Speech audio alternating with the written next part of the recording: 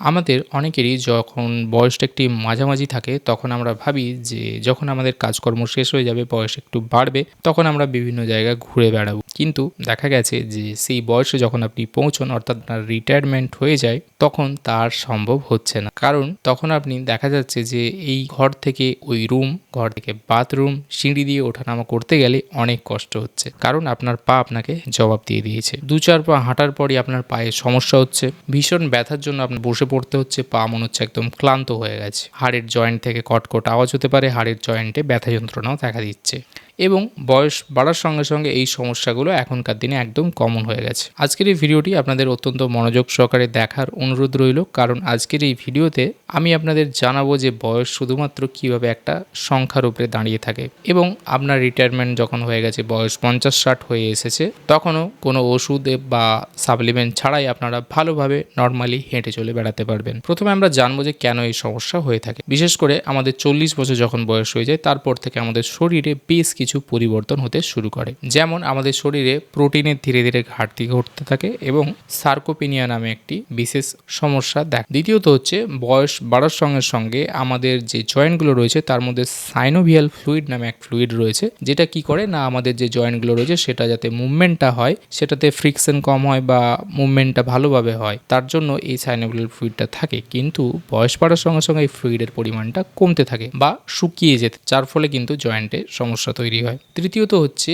যে বয়স বাড়ার সঙ্গে সঙ্গে একটু নার্ভও আমাদের দুর্বল হয়ে পড়ে, স্নায়ু দুর্বল হয়, এবং যার জন্য ব্রেন থেকে পায়ের দিকে সংকেত ঠিকমতো আর পৌঁছতে পারে না। এছাড়াও নার্ভের মতনই রক্ত সঞ্চালনেরও অভাব হয়, অর্থাৎ আপনার যত নিচের দিকের অংশগুলো রয়েছে সেগুলোতে রক্ত সঞ্চালনের ব্যাঘাত হয় বয়স বাড়ার সঙ্গে সঙ্গে। সুতরাং এই সমস্যাগুলো কিন্তু বয়স বাড়ার সঙ্গে সঙ্গে আপনাদের আসবেই, কারণ এই কারণগুলো প্রত্যেকের ক্ষেত্রেই প্রযোজ্য। তাই যে যে খাবারগুলোর কথা বলবো আজকে, সেগুলো যদি আপনারা আপনাদের খাদ্য তালিকায় রাখেন, তাহলে আপনাদের এই সমস্যা অনেকটাই দূর হবে। কিভাবে হবে সেটাও আপনাদেরকে জানাবো। এর মধ্যে আমাদের প্রথম খাবার হলো কুমড়োর বীজ। পায়ের পেশিকে শক্তিশালী করার জন্য একে বলা যেতে পারে একদম সুপার মেডিসিন, কারণ কুমড়োর বীজের মধ্যে ম্যাগনেসিয়াম রয়েছে, যা আমাদের মাংসপেশিকে রিল্যাক্স করে।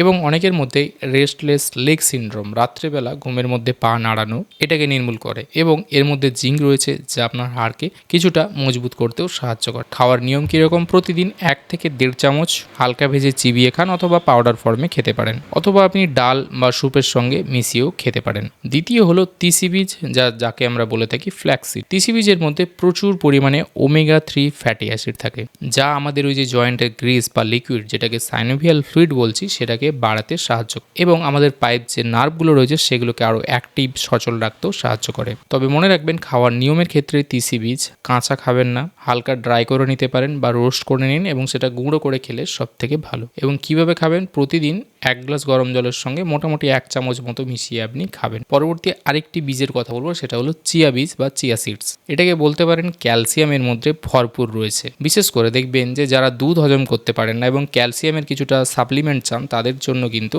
চিয়া বীজ একটি দুর্দান্ত উপকারী খাবার। এটা আপনার হাড় এবং পেশিকে শক্তিশালী করতে সাহায্য করে, শরীরের যে ফ্লেক্সিবিলিটি সেটাকে বাড়াতে সাহায্য করে। কিভাবে খাবেন? 1 থেকে 1.5 চা চামচ আপনাকে খেতে হবে, সেটা জলে প্রাথমিকভাবে ভিজিয়ে রাখুন।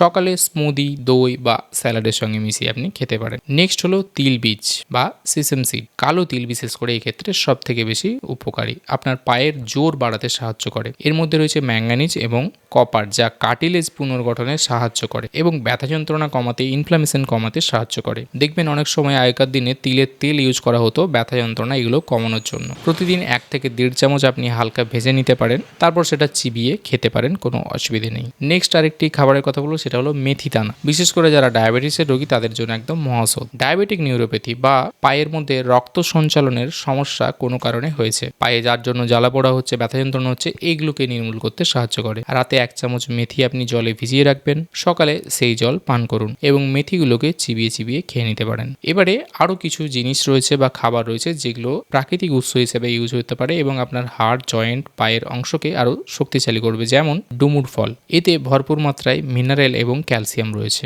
যা হাড়ের জন্য অত্যন্ত জরুরি। সজনে গাছের শাক এবং ডাঁটা বলা যেতে পারে এটা প্রাকৃতিকভাবে একটা অমূল্য সম্পদ। সপ্তাহে যদি 2 থেকে 3 দিনও আপনি সজনে গাছের শাক বা ডাঁটার আইটেম আপনার খাবারের মধ্যে রাখতে পারেন, পা কিন্তু আপনার দুর্দান্ত মজবুত হবে। তার সঙ্গে এটা হার্টের উপরেও কিন্তু ভালো কাজ করে। মোটামুটি যদি আপনি একটা সারাদিনের রুটিন সাজাতে চান, তাহলে সকালে মেথি ভেজানো জল এবং মেথি খেতে পারেন। ব্রেকফাস্টে 1 চামচ তিসি বীজের গুঁড়ো খেলেন।